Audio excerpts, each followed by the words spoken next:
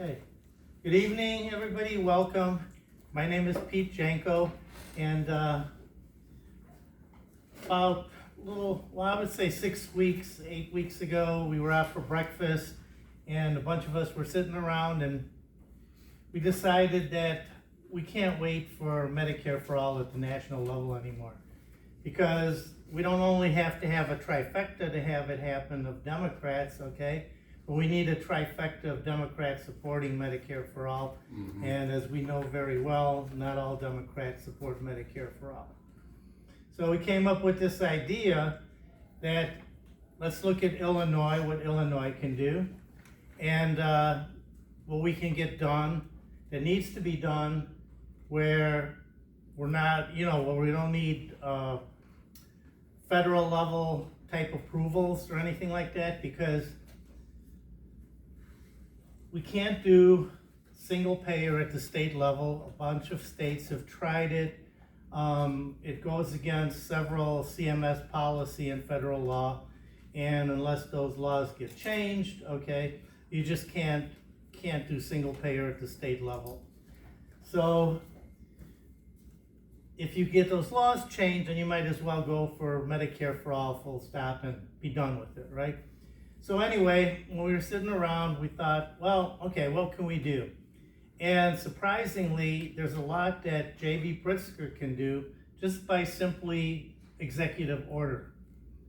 And that's what we're going to focus on first, okay? So anyway, when we started this, we did some research into different policies, what states have done, success stories, how they failed, and some of that's in the earlier revision. You can take a look at the condition report right there. It's on the table. Right now we're working on the next revision, because we found out several states are deprivatizing Medicaid, and they're expecting tremendous savings.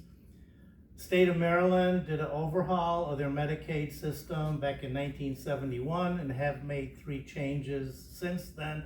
But over 50 plus years since they've done it, they've saved billions of dollars. So in Illinois, instead of starting from scratch, let's copy what Maryland did for a start, and then take that money and invest it in Illinois healthcare. And separating myself now from the movement, this is my idea. So what we want to focus on is making sure that everybody has something. So right now, we're not talking about interfering or changes to Medicaid, ACA, any of those, because legally we can't do that anyway, okay? So what I want to do, me personally, is I want to concentrate on people that make too much money to qualify for Medicaid and can't afford even like ACA policies, right? So the idea is to take the Medicaid savings and we budget it to get covered Illinois, which is our exchange for the ACA. What we do is we put back with the savings, the subsidies that were taken away, with the big, beautiful bill. So the idea is this is something we can do very quickly, and everybody at least has something. It's not perfect, but I mean, how long can we keep on waiting for something to happen at the federal level? So anyway, it's a grassroots movement, and the strategy behind this is to get J.B. Pritzker to commit to a healthcare reform that's designed by the people for the people. And the way we do this is JB forms a commission. This is a want now. This is not happening yet. And that's what the postcards are about, is to convince them to do this.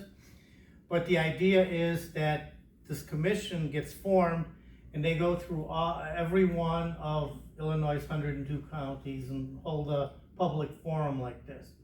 And the reason I'm starting early like this is because you can look around the room, and there's very few people. And this is very important to get the public engaged in this, right? So right now what we're doing is we're setting the example here, and I'm hoping that until this becomes official, that, you know, we continue to have these and our attendance grows, and then people kind of say, hey, that's a great idea, let's do this at the county level, okay, because at the county levels, we have local experience, you know, we have people with their horror stories, we have hospital administrators, we have EMTs, everybody with a slightly different story. And then the idea is that all of this knowledge that we get at these community forums goes up into the commission, and then they check the legalities of what they can do with our Illinois policy people, and then write any legislation that we need, and then submit it to the Illinois legislature. So that's the whole idea behind this. And so that's my part. So I'm going to introduce each of our panelists. So it's Vivian Lenski, and she'll tell you why she's involved in this. And go ahead, it's all yours. Hi, my name is Vivian Lenski. I'm a retired nurse. It looks like I got pages and pages. I don't.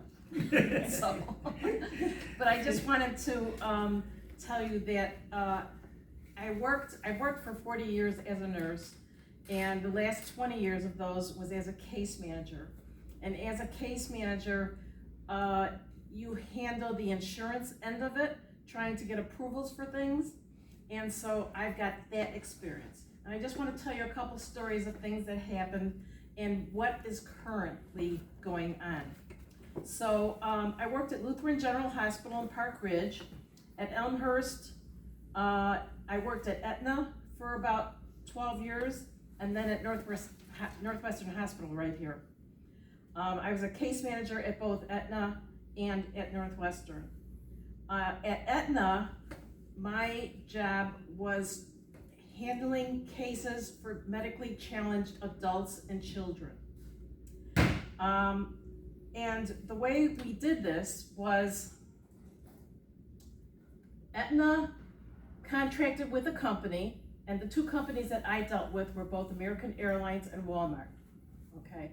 And they contracted with these companies, and maybe you had this when you were working, where you could call and get extra help, or to stop smoking, to lose weight, to live healthier, or if you had other issues, to get more help with those kinds of things.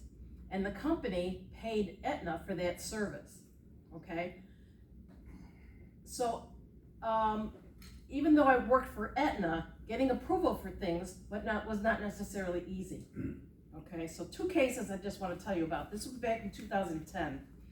I had a gentleman who was a diabetic and had lost both of his legs to his diabetes. Very poorly controlled. I talked to him for 2 years, and eventually, with time and talking to him over and over and over again, he got it under better control. And that was my success story. But the problem is that he lived in a trailer home that had 5 steps up to his front door. And then there was like the front door wasn't a flat. He had to kind of go up over. So even if he had a wheelchair or whatever, he had to get over that little hump to get down the stairs. And he had nobody in this world to help him. Nobody. Eventually, I got him hooked up with a VA group. He was a vet. And they built him a ramp. And we were able to get him home health, eventually get him out of the house so that he could go to therapy. He got prosthesis, blah, blah, blah, and all that. So he was my success story. So things worked out well for him. But if it weren't, he had nobody. And there are a lot of people like this in this world, with nobody, okay? Second example was a 6-year-old child that had a genetic metabolic disorder. He was missing a stomach enzyme, and he had some other things going on too. He required a monthly infusion that his mother was taught how to do it. So they didn't even need a nurse to do it for them, but they needed the medicine. And the insurance would not approve it over a 6-month period or over a year period. that we had to get it approved every single month. And I worked with these people for a couple of years. And at the beginning, I had no terrible issues with trying to get it. I mean, sometimes it was right up to that line, but we'd get it. At one point, I couldn't get it approved for that month. And it was over a holiday period, over the Christmas holiday period. So it was hard to, you're working with doctors, trying to get them to write letters and call the companies, call the infusion company and all this. Timing was not good. He missed it one month, then he missed it a second month. In a row? In a row. And when I finally got it approved, he had passed away. Oh. So those are two instances of things that happened. When I worked at Northwestern, the very first question you would ask or look at their paperwork would be, what insurance do they have? Because depending on the insurance, whether it was work insurance or whether it was some type of Medicare type insurance, it makes a big difference. Things have changed since I left.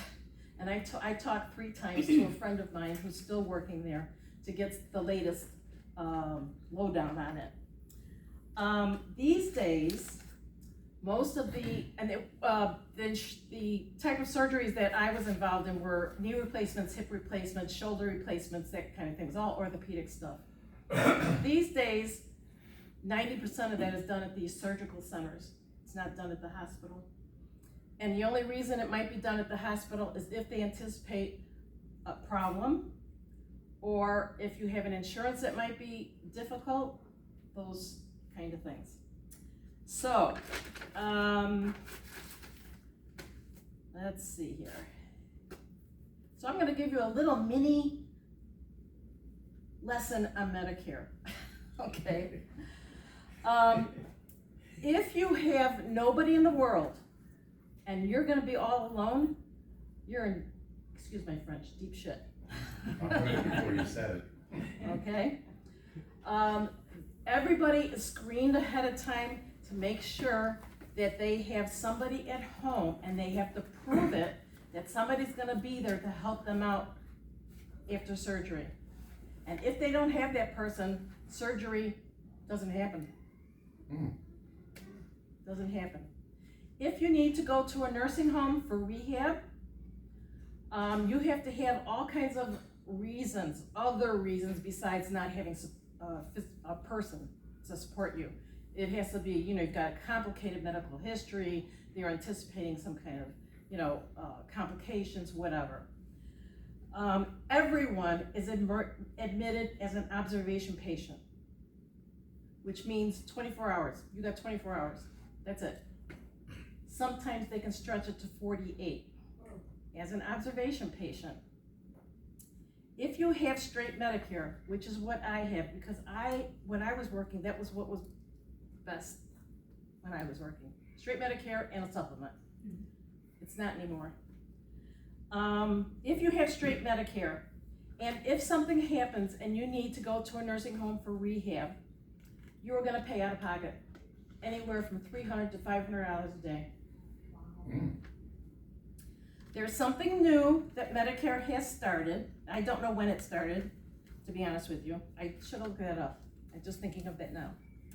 But it's called, and I've got papers here if anybody's interested. It's called the 3-day Rule Waiver Program. And it's a additional policy that you can purchase ahead of time, anticipating this might be happening for you. You have nobody in the world to help you, and you're anticipating that might have some kind of complication and you're gonna need SNF. I have nursing home. I have no idea how much it costs. I think you can only sign up once or twice a year, like at the times that you're supposed to sign up for your Medicare. But I could find out more for you if you're interested, but there's papers on that if you want. This is the whole 3-day rule thing. It's like 12 pages long. So if you're interested in that. Okay. If you go to a nursing home, if you pay out of pocket for your stay, your therapy is covered. That is covered under Part B, but not your stay there, not your hotel stay, okay? If you have a Medicare Advantage program, Mhm. you don't need the 3 nights, because that's a whole other story, but you don't need the 3 nights. It's easier to get in one. It's not super easy, but it's easier, okay, just letting you know. If you have a replacement plan, that's hard. Replacement plans are difficult. HMOs, out the window, forget it. Medicaid, almost impossible.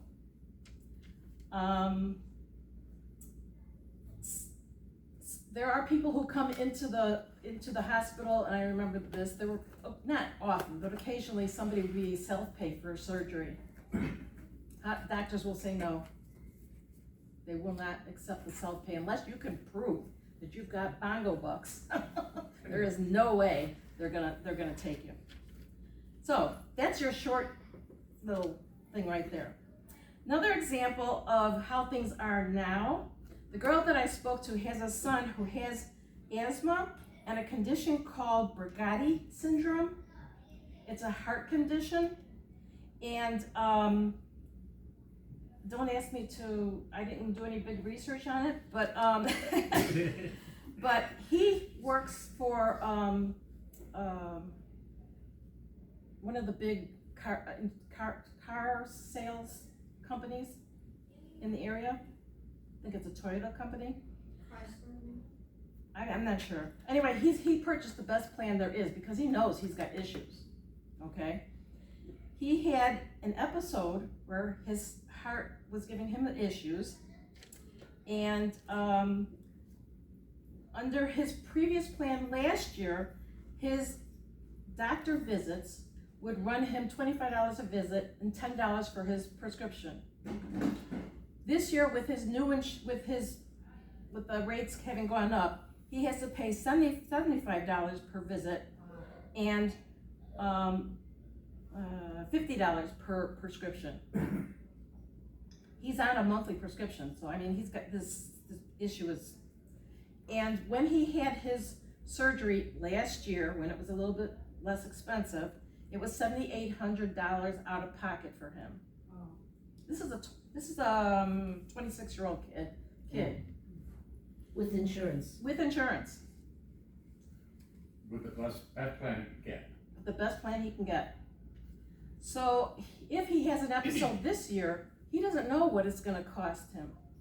But put yourself in a 26-year-old body and say to yourself, okay, I'm having these little episodes, it's gonna cost me $75 to go to the doctor and another $50 to get, maybe get a new prescription. Maybe I'll hold off because, I mean, that's the way you think, right? When you're 26 years old? Okay. Okay, I won't take too much longer. That's okay, you got some good stories there. Okay, I talked to another friend of mine. She's a nurse practitioner. She works for a place called Espinosa Health Center. There's several of them located in the city. She works out of the Little Italy village, that area. It's all women's health, okay? Most of their people are either on Medicare or a government Medicaid type HMO. Aetna has a Medicaid type program too. Most of their people are covered under that, but they do get people who have no insurance. They get quite a few undocumented people. She's a midwife, so most of her people 99% of her people are pregnant girls, and they get care no matter what. But they get care until 5 weeks after they have the baby, and then that's it. They're cut off. So if they have any kind of long-standing illness of any kind, some autoimmune type problem or something like that, they're out of luck.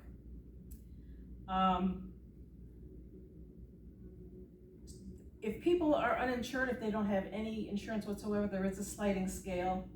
But she says their typical patient is a 40-year-old, either pregnant, young and pregnant, or a 40-year-old or 50-year-old or 60-year-old who comes in and has never had a mammogram or a pap smear. And they come in with symptoms of some kind. They do have relationships with Stroger, Rush, and Illinois Masonic, where they can, if they need surgery or something like that, they can work out something. But once they're released from the hospital, there's no follow-up with prescriptions, any kind of follow-up care. You got cancer, you need chemo, out of luck.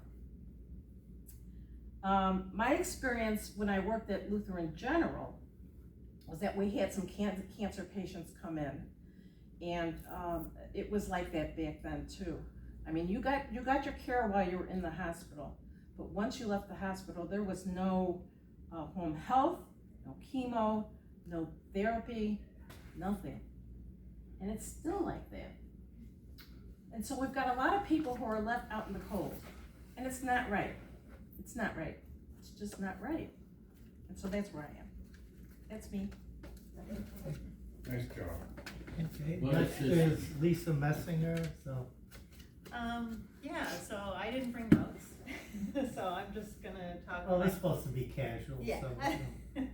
I'm just gonna talk from my experience. So I'm a pediatrician. I've been in practice for over 20 years now. I definitely could give you a long list of experiences that I've had with insurance companies denying care without having accountability. But what I would like to talk about from my perspective is what the healthcare industry is calling physician burnout, which I think is really, honestly, moral injury. So most of the people that I know that are primary care physicians went into healthcare to care for people. That is our goal. You know, I say it's a calling. I work in the lowest paying medical specialty that exists, pediatrics, and we are now facing in this country a huge problem that people are not wanting to go into primary care because of the burnout that we're experiencing. So on an average day, I'm lucky in pediatrics. I work for Northwestern Medicine, so I'm lucky on two fronts. One is every single patient that I see has some form of insurance. I spent the first 10 years of my career working in the inner city with federally qualified health centers where all of my patients were insured in some form or had Medicaid. I say I'm lucky because I'm a pediatrician. In the state of Illinois, pretty much every child is eligible for some sort of insurance, or at least used to be 10 years ago. Now we're starting to see, you know, with the cuts to the Medicaid expansion and whatnot, people are getting priced out of insurances. So we do have a group of kids now whose parents make too much to get Medicaid, but can't afford the marketplace plans. So that is definitely a widening gap in coverage for kids specifically. But what on an average day, and like I said, I'm lucky. I have probably about 30 minutes to an hour of paperwork that I'm doing that involves, and this is for patients who are insured, okay? It involves filling out paperwork for prior authorizations. I had a child who has asthma and needs a medicine to control the asthma, and it's a medicine that they need to take every day. So I fill out, or I prescribe the medicine, it comes back, they say, oh, no, that's not covered, that's not one of our preferred drugs. So please fill out this form. Now mind you, this is a drug that's been around for as long as I've been practicing medicine. It's probably the cheapest one out there, right? Which is why I prescribed it. But the insurance has a specific formulary, they don't like that one, so I have to fill out a prior authorization form. That then this child gets delayed while we're waiting for the prior authorization. Now, luckily, this is the kind of situation where, you know, the kid can wait, but sometimes it's not. And I could give plenty of examples in that as well. But what is happening is that we're seeing this throughout primary care. And like I said, I'm lucky. Most of my patients, all of my patients are insured, right? And then the other side of that, I work for Northwestern Medicine. So what I can do, like if I write a referral to somebody, and the insurance company says, well, that's not approved, Northwestern has a whole staff of people to try and figure out what I need to do, what hoops I need to do, what paperwork needs to be filled out. So then when it comes back to me, I can sign off on it, okay? That's one of the reasons why you're not gonna see physicians in private practice anymore, because they can't afford to have that team to deal with insurance companies, with the prior authorizations, with the trying to figure out who is in network for, you know, a specialist, one specialist or another. And then if any of you have tried to get into your primary care physician's office recently, you'll know it's really hard. I know I went to make my annual appointment myself with my primary care doctor, works down the hall from me. And it took 6 months for me just to get in to see her. Must be a long hallway. Yeah. So we're seeing less and less medical students go into primary care, right? We're seeing more and more primary care doctors retiring because the burden is just so great. It's so hard to get patients what they actually need, and that's what we went into medicine to do, right? And so much of our time, 5 hours a week, 6 hours a week, we're spending fighting for what our patients actually need instead of being able to treat our patients and spend that time with just talking to them. So that's what I wanted to share. So I'll pass it over to Sarah. Hi, I'm Sarah Mertens, and I'm here today because I worked for 5 years with a health insurance company during a very pivotal time that I did not know was going to still be important now. But when I first started, it was 2011, and IPXP was still a thing. So that's the Illinois Pre-Existing Health Plan. And I worked for Health Alliance Medical Plans in Urbana, and they were the one, I believe, the carrier in the state for IPXP plans. And that went away because we rolled out the ACA shortly after that. And I saw a lot of changes during my time with Health Alliance Medical Plans. But what we're seeing now with the cuts to the ACA subsidies, I worry that the progress we made to get ACA online will be going backwards, and people with pre-existing health plans will not qualify for regular insurance, which used to be the case. And that included so many conditions. Like you had to prove that you did not have a pre-existing health condition in order to get new employer insurance, and that if you were pregnant, you didn't qualify. I'm not sure if asthma would have been qualifying or disqualifying condition, but there are so many things that people live with that are out of their control. I don't want us to go back there. And then after the ACA was rolled out, I saw just how I worked specifically in member enrollment and making sure that their benefits were right, they got the right rates, that they were charged. I handled all of the data entry for that in our system. So I saw a lot of the differences in benefits and what people paid and when their insurance could start, just how different somebody's experience with health insurance could be, even if they are insured.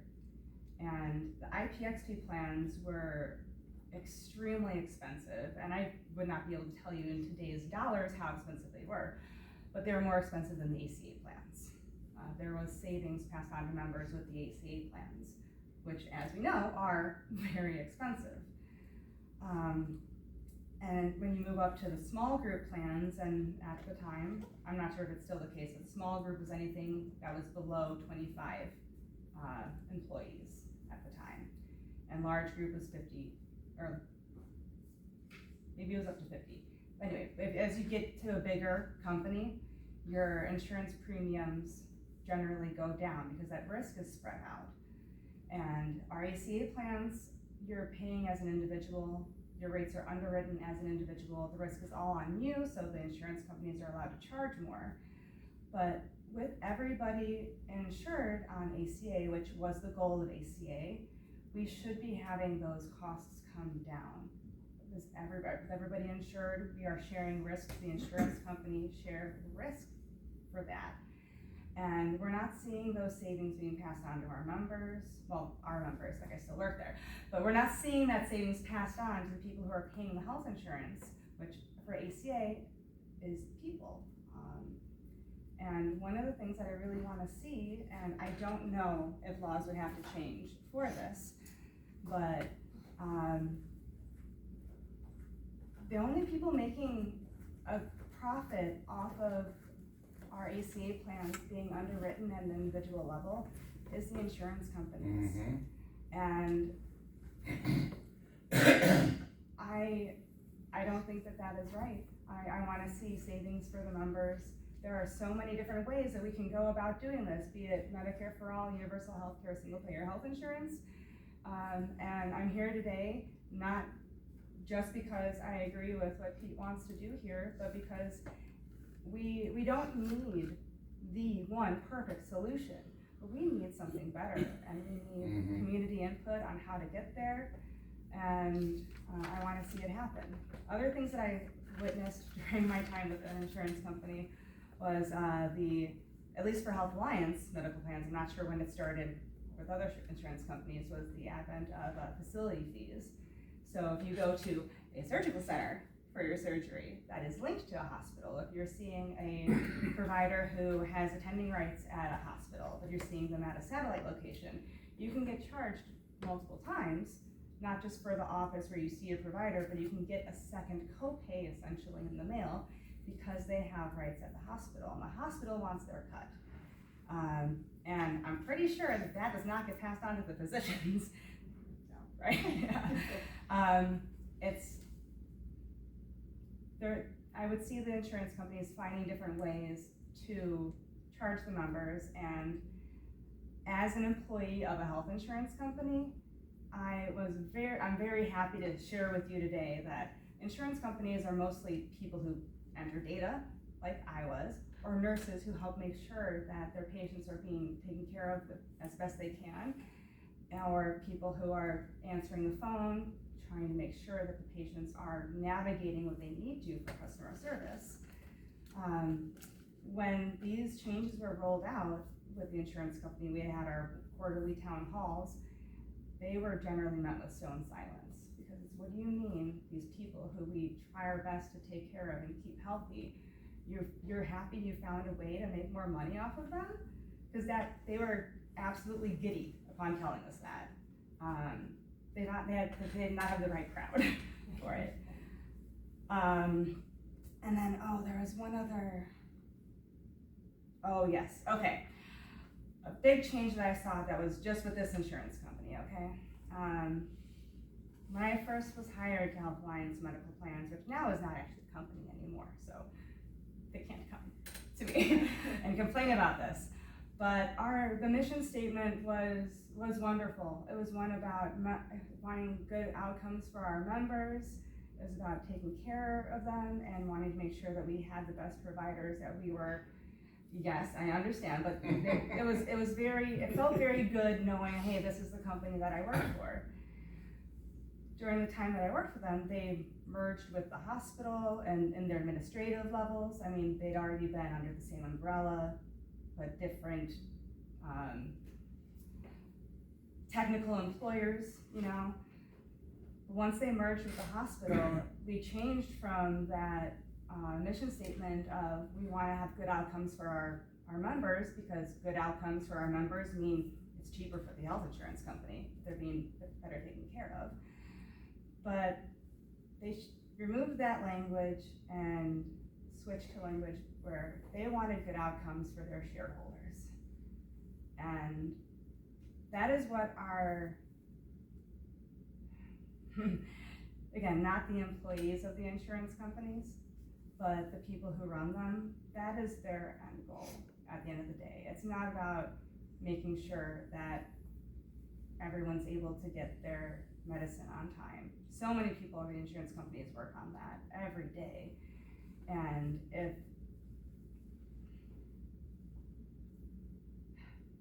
but the insurance companies, what they stand for, is making people wealthy. Okay, in a second, we'll open it up to questions for all of us that you have, but two things came to mind listening to our panelists talk. The first one has to do with, over the years, I've seen, maybe you can answer this, I've seen many proposals where, like, starting out doctors get offered a grant to go to medical school in exchange for, say, okay, I'll put in 5 years or 3 years or whatever in a rural hospital. Is this popular with medical students, or is this? So I actually did the federal loan repayment program Okay. for my medical school. So there, at least when I graduated, I don't know to what extent this exists currently, but when I graduated, if you chose to go into primary care, you had two options. One, you could go to medical school on a grant, Okay. and then you were automatically placed in that you were required to make a 2-year commitment after medical Okay. school to work in an underserved area. Okay. Wasn't necessarily a rural area. What I chose to do, I went to medical school, I did my residency, and then I applied for a federal loan repayment program. So I worked in a federally qualified health center. I basically had to submit paperwork to the federal government saying, yes, I'm working here, and it was a long application, as you can imagine, and then they paid me $20,000 in loan repayment Okay. money per year that I worked there, up to, I want to say, 4 or 5 years. I was able to pay off my medical school loans. Okay. That being said, I went to medical school in Texas, which is the cheapest place, I understand, to go to medical school, unless you are a resident of California, in which case I believe it's free or very low cost. So the cost that I had to pay back was a lot less than, and especially a lot less than what it is nowadays. But the question is, Yeah. is this something that's a popular idea with medical students? Or they feel that it's like a trap, you know? That- Yeah, so I knew about the grant before I went to medical school, and I did not want to commit to being placed someplace, because you just don't know where you're gonna end up, right? So the loan repayment program, I don't know how popular it was. I went to medical school with the idea that I wanted to work with the underserved, so it was a good fit for me, because I was gonna work there anyway. I think, I mean, if you wanna talk about how we're gonna solve the problem of just not having enough primary care physicians, that's, a loan repayment program is not gonna do it. Okay, I'm just saying is that's something that we need to look at, because, you know, if we're not getting the number of doctors that we need, then we have to figure out some way that, you know, Yeah. create a win-win around that. The second issue that kind of came out of this is, recently I've been reading about AI being used to make denials in healthcare. Oh, yeah, that's And- intelligent. Yeah, I mean, artificial unintelligence, right? certainly. But anyway, I think we need to fight for legislation to prevent that. AI is also being used to do the medical records, the documenting the thing, and it's saving doctors lots of time to, document their visit. Okay. So I when mean, doctors spend a AI half hour, they spend 5 minutes now, and it's much more impressive. I've seen samples of it, much more impressive than the current doctor's notes, so Yeah. that's gonna open But up I mean, time. AI has a very useful, use in the medical field, you know, like in clinical tests, you know, to do all the results and benefit in research. I'm just against it being used where it's a non-human person that doesn't understand the whole situation, and it's a machine making a decision on a person's life. I think that's, Except that the doctors who make those decisions deny you on the first round anyway. I mean, it's almost, they hire people that deny it and you have to fight against it. We need to have courses on how to appeal, because it's automatic. I've had that experience. So I can tell you what making an appeal is like. Well, first off, when you call for, you know, what they call a peer-to-peer, or when you call to talk to somebody, most likely you are not gonna get somebody who's in the same specialty that you are in, and that's a big problem. So I may be calling about a pediatric drug or a pediatric patient, and I could get a gerontologist, you know, on the phone. Yeah, so they really don't have the expertise or knowledge to make that decision. So I don't know if AR is any better than that situation. But then what happens is when you call to make that appeal, you can't just call somebody and talk to somebody. You call and you make an appointment to have then somebody call you back, and then you have to schedule a time frame. Like, they're not just gonna call you at this time, they're gonna call you within 30 minutes of that particular time. If you're lucky. Yeah, if you're lucky. And so, you know, so that's big. And I'm seeing patients, you know, from the moment I get in the office until I leave. So, you know, so basically that means I've gotta have some lunch, I've gotta have some time over my lunch where they're willing to call me back. And then you could spend, you know, 10, 20, 30 minutes on the phone with that person explaining why this particular drug needs to be. I've had that situation because I'm also a health professional, Mm-hmm. and I just said, okay, you're denying the cost of this. Yeah. The year's treatment would be $5,000. One day in the emergency room is $6,000. So you're telling me, Miss So-and-so, that your company is willing to accept that you will pay a higher rate for a more compromised patient than to just give them the care that they need and save money. You know, and by the time I got off the plane, that was in the waiting room of an airport. By the time I got off, it was approved. But you know, it's also teaching people not to be afraid to Push it. appeal. Yeah, and when you actually take the time to appeal, when you take the time out of your day to do that, usually they'll come around and they'll approve it, right? Yeah. But if for every prior authorization that got denied, if I went and did an appeal, that's all I'd be doing all day long. Yeah. And so. Isn't that kind of what the use of the PAs and the NPs are though?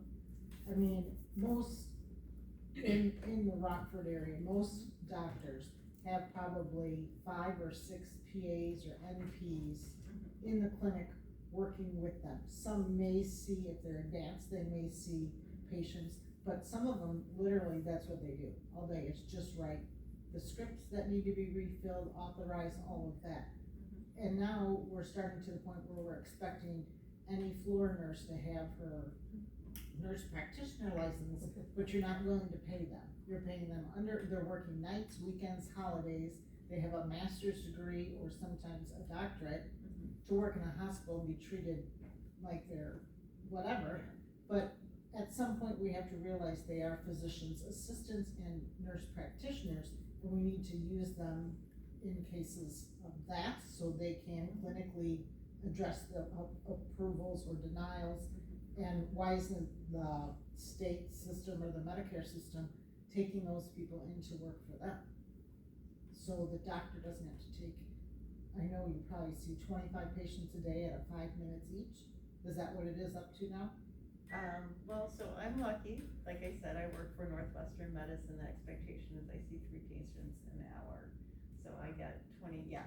Yeah. I am That's not the average pediatric. pediatrician, And that's so, the thing, that's yeah. a pediatric patient, and that's not including like a sports physical or a school physical where the shop, I where the do all nurse of does yeah, the other parts of it. You Yeah. go in and see the patient, and somebody else does all the other parts. yeah. But people don't realize that there's different levels. I mean, people are being charged to become medical assistants. They're going to medical assistance classes at these, not community colleges, but privately funded colleges, paying $50,000 to get a medical assistance degree, and they can't even change a bedpan as a CNA. So it's just, people are abusing the systems and making money off people, not just healthcare companies, but educational systems and all of that have just jumped on the bandwagon. To be clear, we have to make a distinction between insurance and healthcare. Because using insurance to pay for healthcare is the problem. At the height of the ACA debate, I think it was 2008, the chief executive officer of United Health was paid $1.96 million, I'm glad you're all sitting down, a week. That was his total compensation, $1.96 billion a week. You were talking about the time filling out the claim forms and so on. 13 cents on a dollar goes to pay people simply how to figure out how to get paid. Now, Pete, you wanted to have a little conversation here today, and unfortunately we're all white, about the problem with healthcare in marginalized communities. And we know that all over the place, infant and maternal mortality for marginalized communities is horrendous. It's horrendous. And it's horrendous because insurance is used to pay for healthcare, and they're underemployed, they're unemployed, they're low income. We have failed to provide decent education for jobs. We have failed to provide jobs and so on and so forth. So they don't have money. Fortunately, in Winnebago County, where we live, we're actually on the Community Advisory Board of Winning Start Winnebago. And our program works with pregnant women on up through delivery and the first months, many months of a child's life, of an infant's life. And we're seeing some good results. That's what we need. That's what we need. But we've got to get that insurance out of paying for healthcare. And we can do it. You know, it's crazy. With insurance, you're paying for all the advertising. You're paying for contributions to legislative campaign funds. I mean, it's just like the money is flowing out, and very few dollars go for actual healthcare, which is a total waste. I did a calculation some time back about if we had single-payer healthcare, that the savings would be about $4,300 per year per average family. What a boost to the economy! But that's what we need to do. I'm still not understanding, Pete, what your plan is to make it happen in Illinois as kind of like the Saskatchewan province. This is my idea now, and like I said, the whole idea behind the commission is to get everybody's input on this. But my idea is we start with people that have no insurance and figure out a way to get them insured, right? No. What do you mean no? To get them healthcare without insurance. Well, Stop using insurance. okay. Please. Ideally, that would. Yeah, ideally, The best if we could plan do that, we could. I mean, to we remove could the do profit, that. Right. Actually, if Illinois decided to do a public option, you know, and we can do that. And, but the problem is that, let's say the other side has painted the word public option as something evil. So we have to change people's perception on that. Okay, education. Okay, you know, I mean, with the whole narrative about I don't want government health care and all that stuff. I mean, the same people that are on Social Security, you know, say I want the government out of my health care. You know, they're against Obamacare, but they love the ACA, you know what I'm saying? is I could go to conservatives, right? And I could say, look at your legislators. Don't you think you should have the same healthcare coverage that they do? Okay? It makes perfect sense, doesn't it, right? These people that write the laws that tell you this is what we're going to give you, okay, are getting better healthcare coverage than the people that put them in office, right? And we're talking about fairness, we're talking about, let's make the billionaires pay their fair share, right? Well, the first thing is, let's make sure we get the same level of coverage for everybody. If you're a legislator and you're saying that this is my coverage that I'm gonna get because this is what you negotiated with the pharmaceuticals, this is what you negotiated with the healthcare industry, then you should have the same coverage that you're gonna put on me, right? I mean, that's just fairness, right? So that's public option, where. So how was it paid for? How was it paid for? We deprivatized Medicaid. Take that savings and start applying it. We create a healthcare budget in Illinois.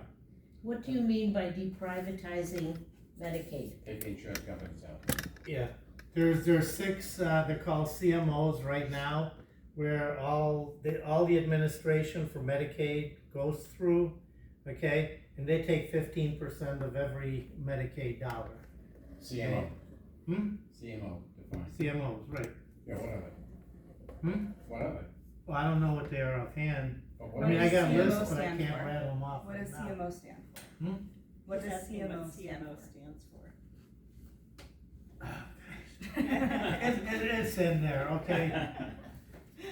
I honestly don't. No, trust me, okay, every time I go and do research on this, I find all kinds of new stuff, right? And there's so much stuff that's like, I discovered that's brand new. It takes me a while to retain everything. This whole thing about deprivatization, that was 2 days ago that I first looked into it. And the only reason it came up to my attention is because there's 3 states that just recently did it and they're saving big money. They decided, let's bring it all back in house. Okay, and one of them is actually Ohio, and then Vermont, and I can't remember the other one. But all of this is what goes into the documentation. And if you take a look at that thing, that doesn't even go here yet in these latest things, okay? And that's 91 pages of data. I think we ought to tax the hell out of the insurance companies. Hmm? We ought to claw back the money. Tax the hell out of the insurance companies. Here, And I'll use tell that you to one pay for thing. healthcare. Here, I'll tell you one thing, okay? This is my personal opinion, right? Is in Illinois, there's a single payer bill sponsored SB 2873. And one of the things, essentially, it outlaws insurance companies, right? But you can't really do that because that's unconstitutional under the takings law. You can't, okay? But what we can do is we could go to the insurance companies and say, well, you know what, this is the new rules, right? And they'll say, well, then we'll leave Illinois, right? Good. Exactly my Don't let point, the right? donation. You can't kick them out, but you can get them to leave, right? Honestly, but see, they're not gonna do that because Illinois has the 5th largest healthcare economy in the United States. Which means we ought to be able to provide healthcare without insurance. That's what I'm saying, got that's the what people, these we got the forums are money. all about, like, let's get people talking, let's get people smarter than me, policy people to say, hey, we can do this. Okay, people that know, okay, we can do this by executive order, we can do this without getting into hissy fit with CMS, which is Centers for Medicaid services. Medicaid, yeah. So what I'm saying is, the knowledge is out here. I mean, our population is 11.2 million people. I mean, there's a lot of kids in there and stuff, but the thing is, you figure, at least 1/3 of that is adults, so we've got, It's actually over 12 million. okay, well, whatever. I'm saying is we got a lot of adults out there, right? And one of the things we need to do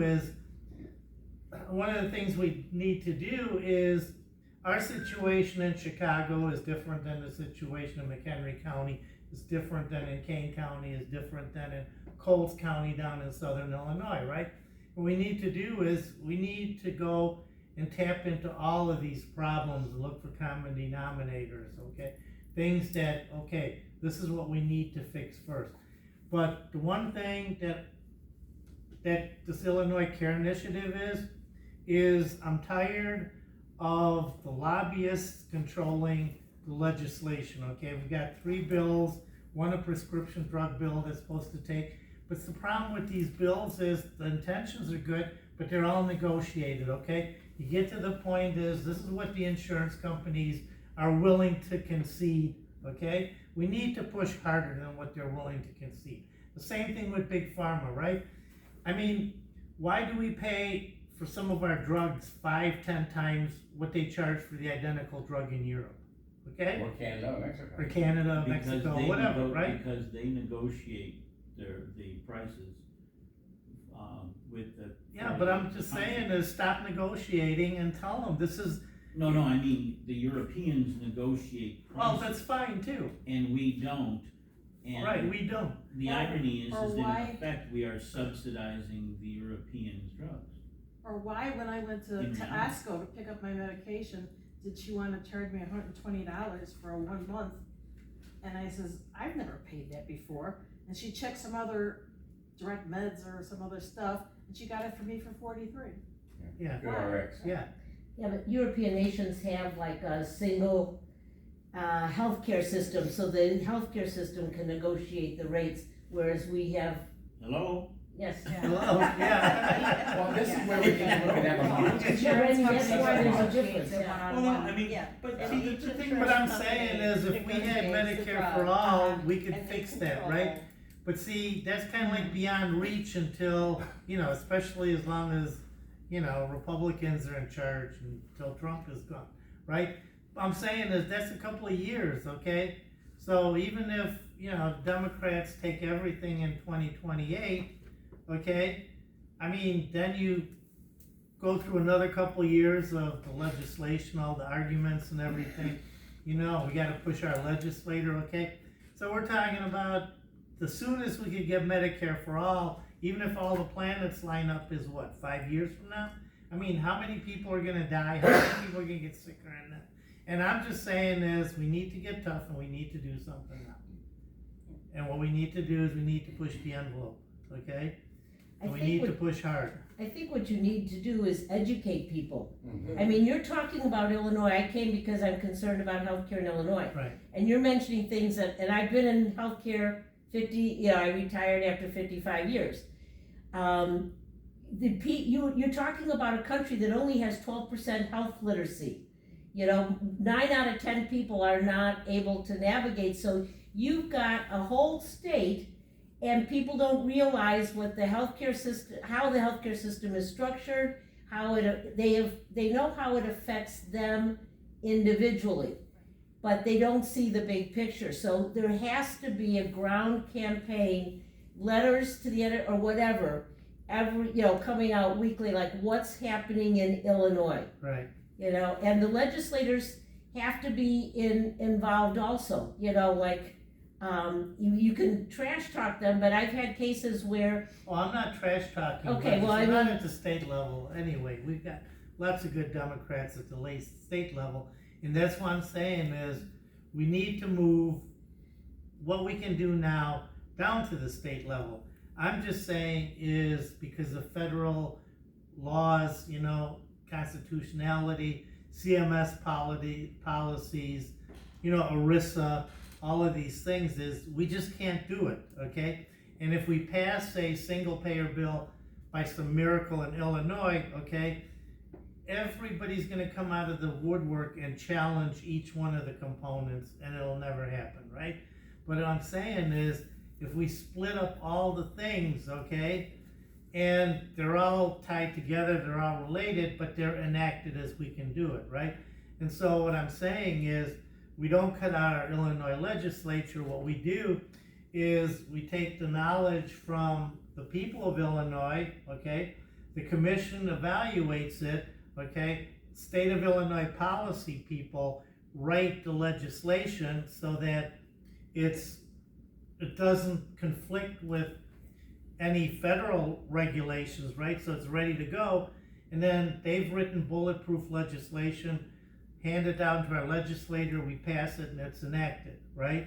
But instead of one gigantic bill, okay, it's a number of smaller bills, each one that handles a certain thing, okay? So let's say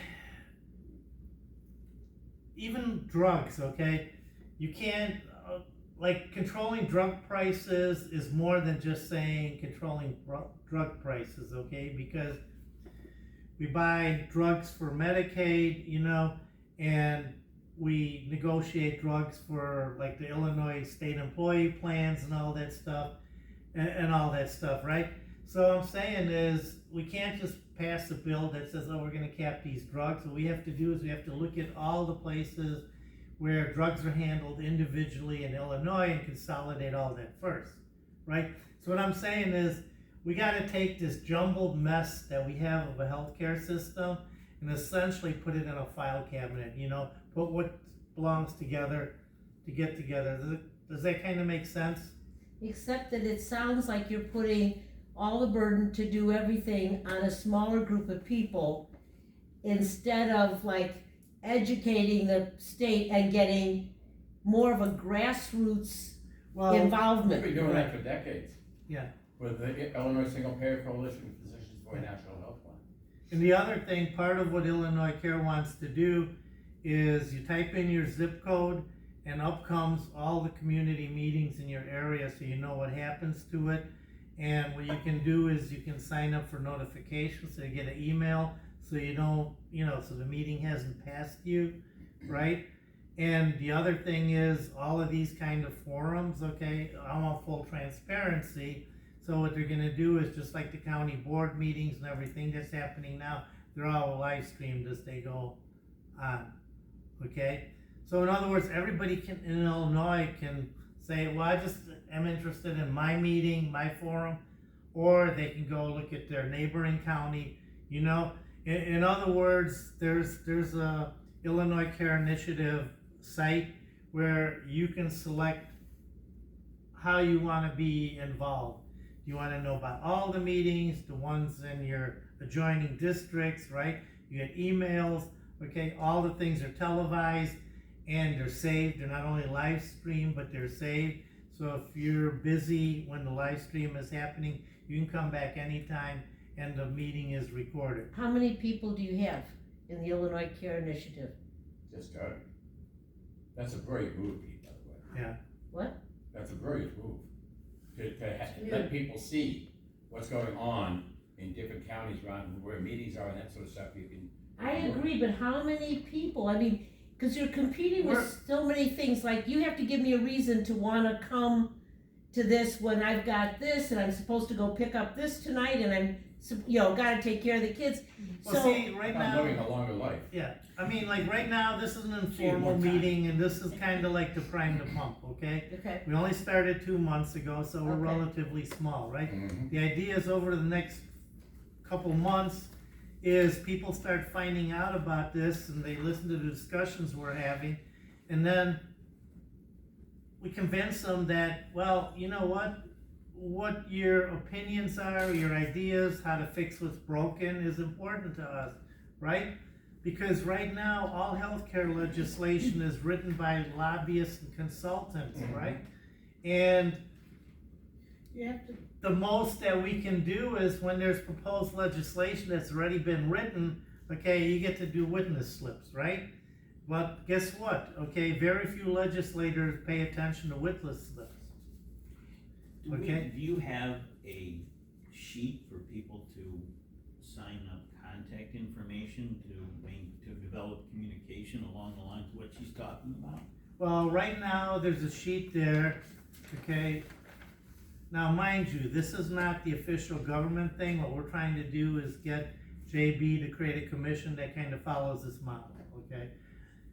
I don't have this here. So what we're trying to do is show the viability, the value of what we're doing.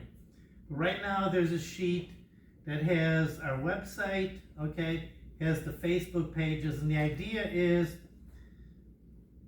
the group and the page is intended for public input, okay, because all of what people put in there gets saved, and when JB does this commission, okay, then everything we've collected up to that point, here it is, so you don't have to start from scratch, from zero. Do you have anything to do that with contact information so that then Well, right you now, can communicate about what's going on with the group to people at well, this the forum page and the next forum communicates and the where next- we're at, I mean, I'm gonna play the devil's advocate. okay, Doesn't need anymore, I think. Well, I'm just, this is, but the thing is, okay, so we get this going in Illinois, JB gets it going. What are we gonna do when he decides he's gonna run for president, and then a Republican steps in and negates all the progress you've made? He's still gonna be sitting in a pretty good seat when he decides to run for president, but is Illinois gonna take a back seat again in healthcare? Well, if we don't let a Republican get in the governor's seat. Yeah. I don't think we have to. but see, the other thing is, think about it this way, okay? Whether JB admits it or not, okay, I'm pretty convinced he's got presidential ambitions, right? Oh, yeah. So if he does something like this, it's a nice feather in his cap, because I'm pretty confident that if JB runs for president, he's gonna run on Medicare for all. Because he supports it, just It's not, popular. huh? It's popular.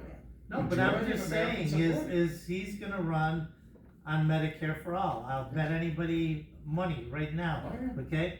What I'm saying is if he does this, okay? So let's say we do it the old fashioned way, okay? We go to our individual state reps and state senators, right? I mean, and then we get, we're talking about a 2-year process to introduce, get it through committee and everything, right? And what I'm saying is turn that concept upside down, and I'll tell you how this is effective, okay? In 2022, I ran on the repeal of the grocery tax. That was my primary campaign issue. And it wasn't an original idea. I saw that they froze the grocery tax during COVID, and I said, we should just get rid of it, right? And I ran on that, and I sent out 12,000 mailers, hung another 6,000 on doors and stuff like that. And it had a huge impact with especially the independents and in Boone and part of Winnebago County we're at. I actually got a phone call from JB. He asked me, is this a big deal in your district, you know? Because they watch, okay, what goes on, right? And I said, no, it's a big deal in the whole entire state. And what he said is, he said, well, I like the idea, but it's gonna be extremely difficult to implement because there's so many municipalities that have their own sales tax. And I argued with JB, I said, well, let them find another way, you know, to make up, you know, whatever grocery tax we eliminate. You know, we don't need to be taxing baby formulas, they can up the other thing and stuff. He says, yeah, well, nobody's gonna buy that, right? And so I walked away disappointed, kind of, and I said, oh, well, you know, I almost had it. Then in the budget, a couple months later, he announced we're getting rid of it, right? So process-wise, I'm thinking, okay, I have to run for state rep to introduce this bill, okay? And I found out, no, you really don't have to do this, you just have to create a movement, right? And I'm following the same logic here, right? So the repeal of the grocery tax was very popular with everybody, right? So it goes back to what you were saying about education, right? If we educate people to say, hey, look, we got a way to fast track the process, okay? Instead of going to our individual state legislators first, okay? Let JB create a commission that writes the legislation, and then he sends it to the legislator to pass, okay? By that time, it's all refined because it's our input that policy professionals refine, so it's a ready to go bill. So you know what I'm saying? Is it's the same process, but just kind of done in reverse. Okay, so we're not cutting out the legislature, we're just making it easier for them. And we're making it easier for people. Yes, go ahead. 12 million people in the state, yes. Million. Yeah, 12 million. yeah. Of those 12 million, do a breakdown of who gets their insurance from where. Find out how many people are getting subsidies as government employees, the unions. How many people are on Medicaid, how many people are on Medicare, how many people got shafted by the ACA. Make the numbers and the money talk. Everybody bitches about their property taxes. If you could prove that the money collected from property taxes is benefiting a certain class of people more so than others, and you can prove that we can do it for everybody at the same money, Yeah. you might have something to See, do. here's But right another- now with the ACA, there's so little people that were affected, nobody cares, that's why it went away. But see, here's the other thing too, and we're getting back to educating the Yeah. populace, right? Is how many people realize that you're paying for health care through your property taxes? Well, that's what my point is. Yeah. If we've got 12 million people and 8 million are government employees, that's the Well, problem. no, that's not what I'm even talking about. I'm talking about with the schools, okay? Yeah, Schools that's- is a major part of That's property government tax, employees. right? Yes, that's Right? my point, that's the And problem. if is- their healthcare premiums escalate, okay, who's paying for those premiums? We For are, those- and that's yeah. my point. If they get a 14% increase in their health care and get a 3% increase in their wages, that's a 17% increase that we're paying in property tax. Exactly. So if we let everybody know that, and then show them numbers of what could be different, and it domino effects into every product that's made here. The UAW, if their cars are costing extra amount of money because the healthcare premiums keep going up and we're all paying into Blue Cross Blue Shield, it's never gonna end. Blue Cross Blue Shield's Yeah, gonna I mean, win. that was one of the arguments for Medicare for All as far as like 10, 15 years back. Somebody did the numbers back then, and I have no idea what they are now, but back then they were saying the average cost of a car, there's $2,000 in healthcare in the car. Who knows what it is today? No, it's gotta be astronomical, because it went up 20% last year at the county and city level. It's going up 14% again next year. And what they do is they just pay Blue Cross Blue Shield, Humana, all the big companies all get it. And I've been looking for years to try and find out, her opponent used to sell to municipalities, and he was also on the state insurance regulatory board at the same time. Nobody gave a rat's ass about it but me. But when you're one person shouting, it doesn't do any good. But I think if you start showing numbers of where our property tax money's going for healthcare, because no matter what you do with tax money and whoever gets it, it's a subsidy. Right. So if we're subsidizing Blue Cross Blue Shield or we're subsidizing somebody else, it's a subsidy. Wherever the money goes from collected taxes, it's a subsidy. So they took away the ACA subsidies and everybody they don't care. I mean, 'cause look it's at, not that you're many making people. my point exactly, like imagine 2 or 3 people at every one of these county forums that we do throughout the state, okay? Right now, nobody's listening, right? No, I know. And so we need to do is we need to create a process where everybody gets heard, okay? And that's essentially the core goal of this initiative, right? Because you can write to, I don't know, your Dave Severson, right? It'd be better to Tell- I'll tell you right now, anybody elected in anything in Winnebago or Boone County, I'd be better off talking to that emergency exit sound than any of that. I mean, that's my point And I'm sure it's that exactly, right? I'm sure it's that way legislative wise throughout the whole state. Right. That's what I'm saying, is if you do these forums in 102 counties, okay, and the news media is gonna go to these forums, like, I mean, right now we're just starting and they don't care, you know? We gotta But, make them care. huh? Well, it's, We gotta make them care. Yeah, we it's not gotta just make that them care. They don't care, there's also a financial issue for them too, because to the extent that they get advertising dollars from the healthcare industry, is, you know, I mean, that's gonna skew their approach to coverage too. Yeah, but I mean, you can only keep it under wraps for so long, right?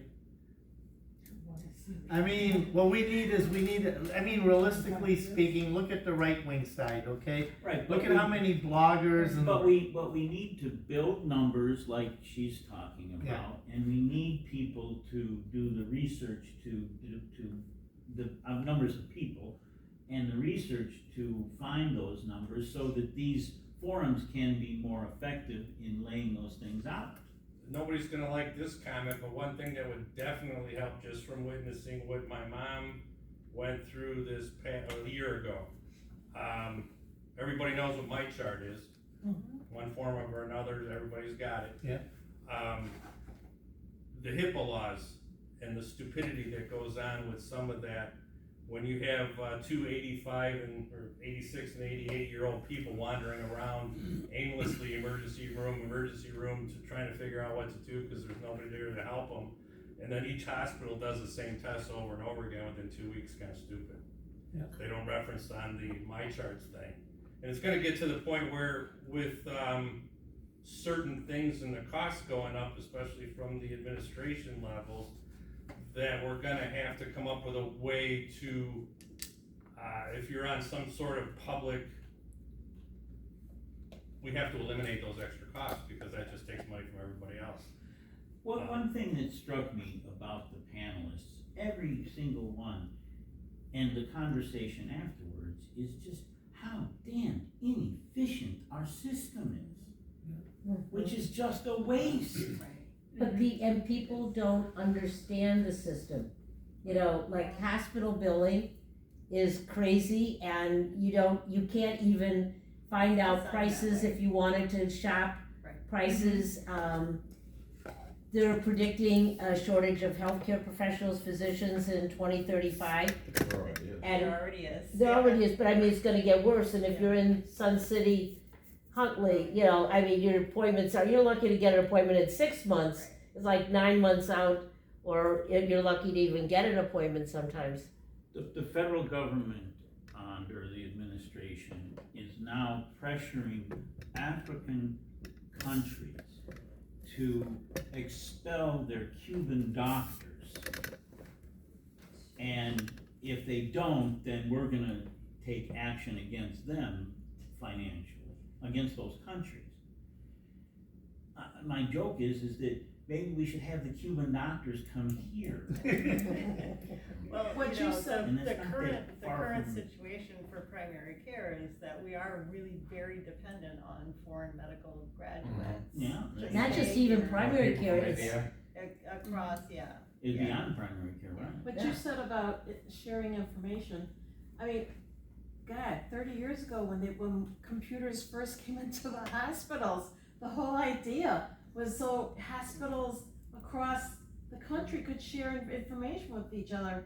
They're still not doing that? No, it was pathetic. It was pathetic what I mean, happened. I know, And I you went to talk work- about the 3-day rule, the 3 midnight thing. My mom was in for 3 midnights, but they were all observation. Yeah. She got diagnosed with C. diff on the morning of July 4th a year ago. They threw her out of the hospital. They couldn't even get the frickin' prescription filled. It's pathetic. It's stupid. It's just money. It's not just the insurance companies. It's the umbrellas of the hospitals where there's no private care anymore. You know, when my daughter was born 30 years ago, we had a major catastrophic policy. All the doctors, everybody took cash. We negotiated with the OBGYN if he told us, this is my bill. If you don't pay it within 9 months, you owe me this. If you pay it in 6 months, you owe me this. We saved $1,000. We paid them up front. Can't do that anymore. There's no standalone doctors anymore because everybody's protected by the insurance companies under the big, like Northwestern, UW Suites in our area, OSF. Doctors used to be able to be members of several hospitals and go do rounds. Now they're a member of one hospital. And the can't concentration has gotten more intense. Can't do You move. don't use your primary, if you go in the hospital, there's a hospital. No, no, my primary still does go see his people, but he's cool, he's an exception to the rule. One more question and then I'll shut up because otherwise I'll talk all night.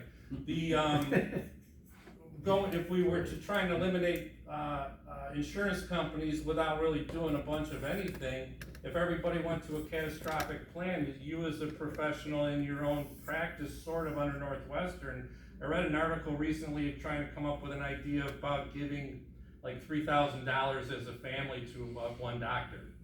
So then you could have 100 families give you $3,000.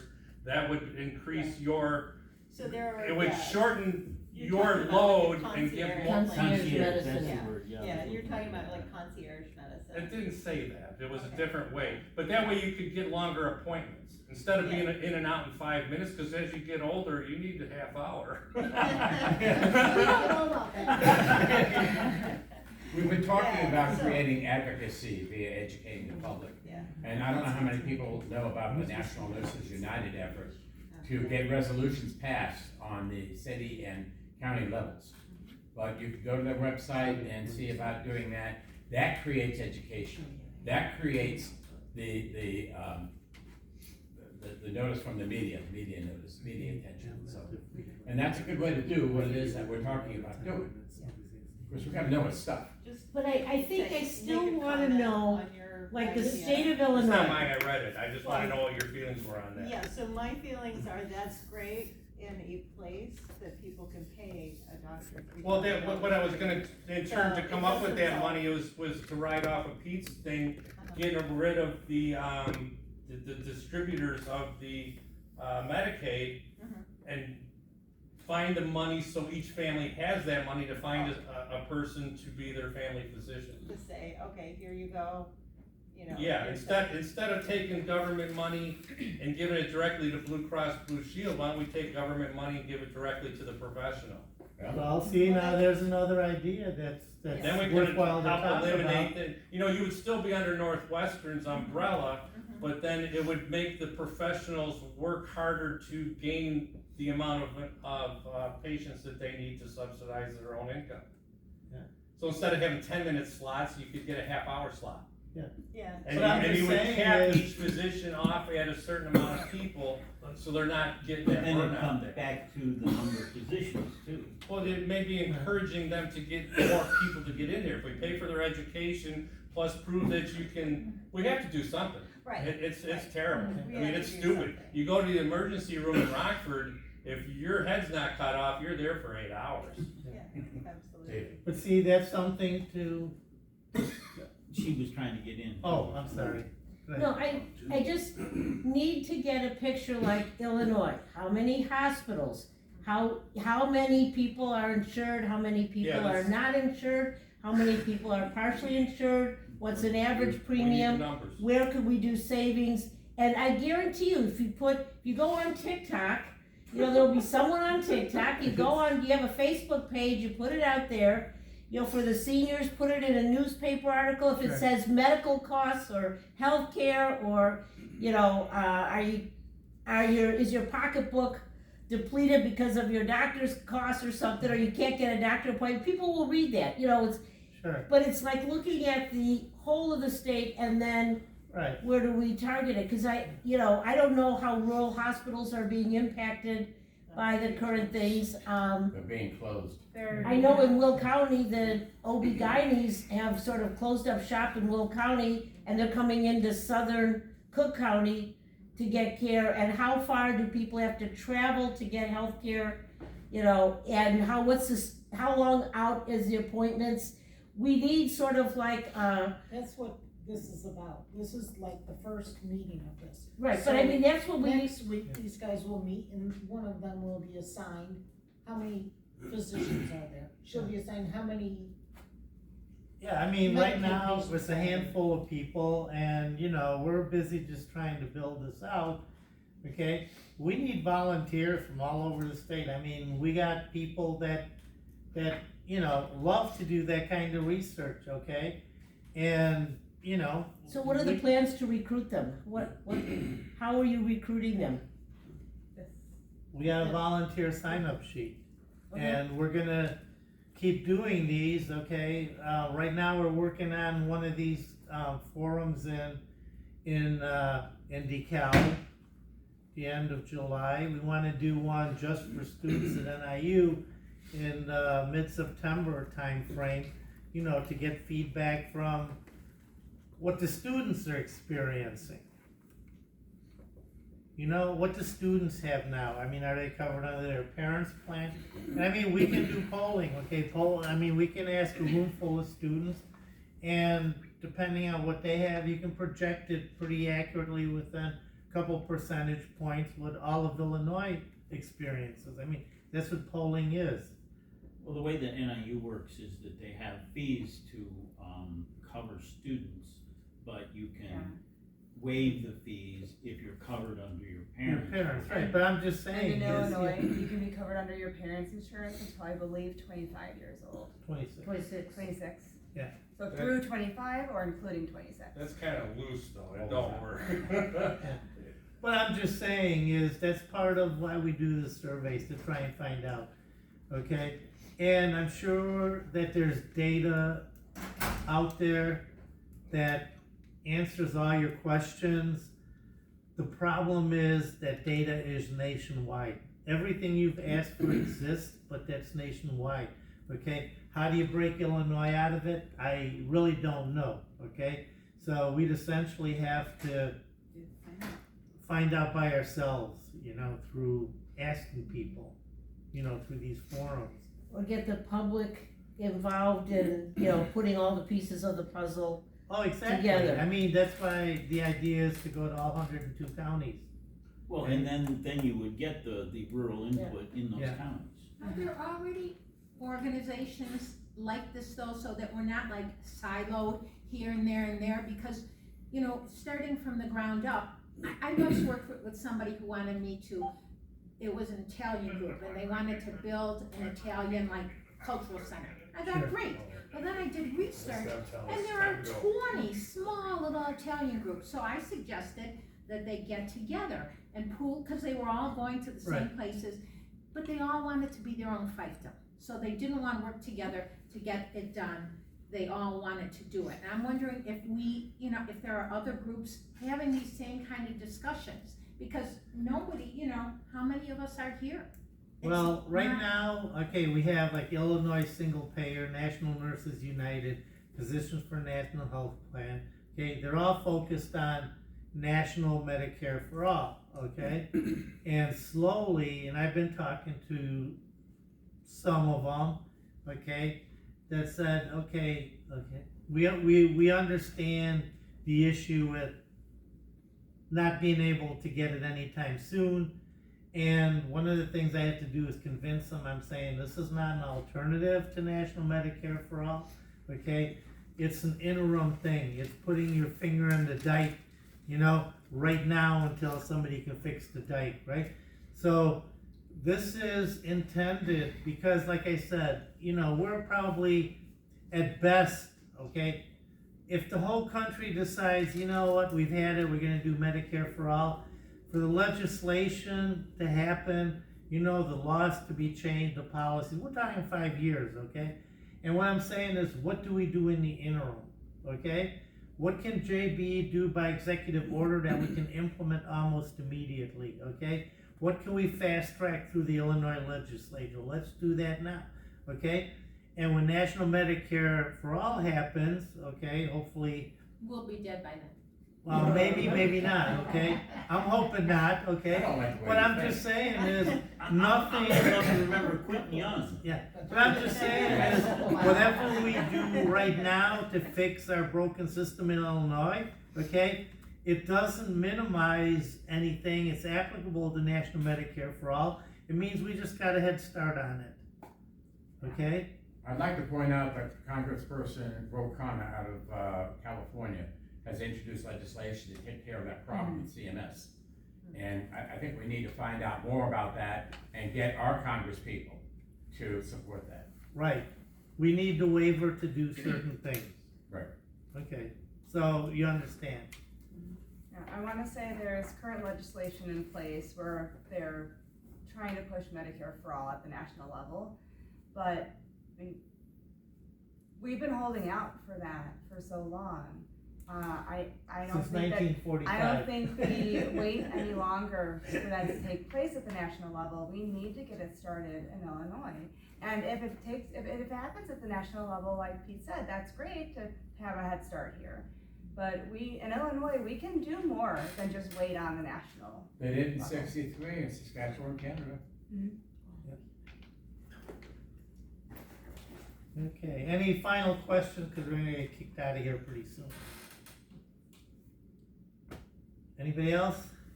Going once, Great discussion. going twice. Art? No questions? It's unquestionable. So what do you think? Opinion? You think this was a worthwhile discussion?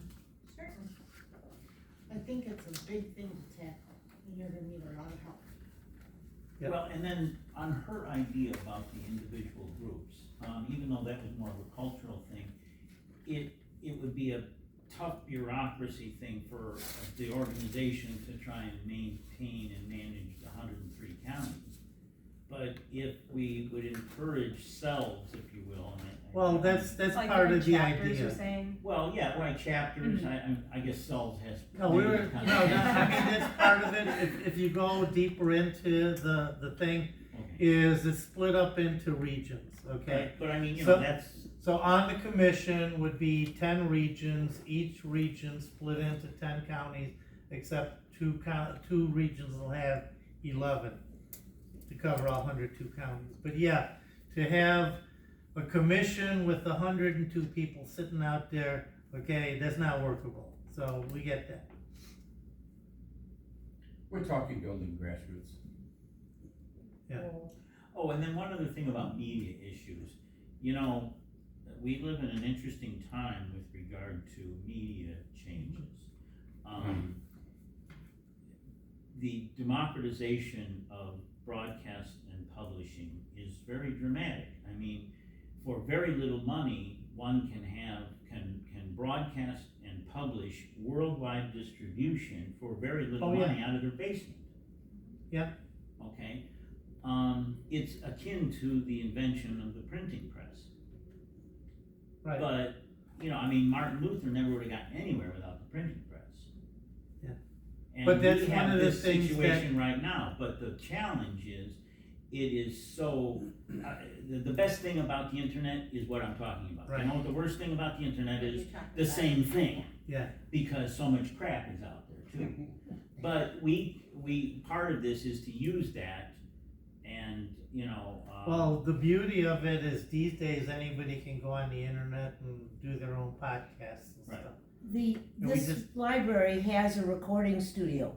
You could record a session on Illinois healthcare or your organization and find someone to sort of put it out there on all the different platforms. Sure. And that would be a way to get the word out, and they have staff here. It's a great studio. right, and We you do know what's actually have this interesting? recorded. Huh? We have this recorded. I know, but I mean, you should see the equipment. Have you seen the recording studio here? First time here and I only walked into this Okay, room. it's phenomenal. They've got, they have a person who runs it. I forget his name now. But, they can do it. They've got all the professional equipment and everything else. And if you get someone to then put it out there, then people can start linking. Well, I mean, my that's- interests are gonna call this socialism. Let me bring this up. Okay.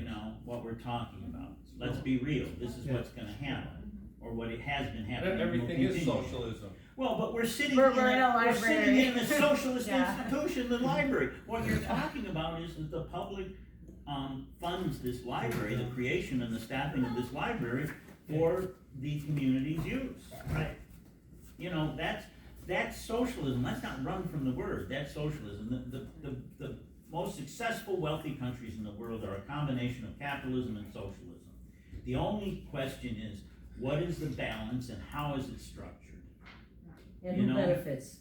Well, but that's part of the problem is that our structure is so skewed toward the capitalism, and the moneyed interests don't want us to accomplish what we're trying to accomplish. I just go back to what you're saying. It's gonna be a big effort to get the word out It's almost like something has to go out every week in some format Sure. in different things and spread the word. And, it's gonna take like grassroots, it's gonna Yeah. get a lot of people. Maybe 1,000 points of light.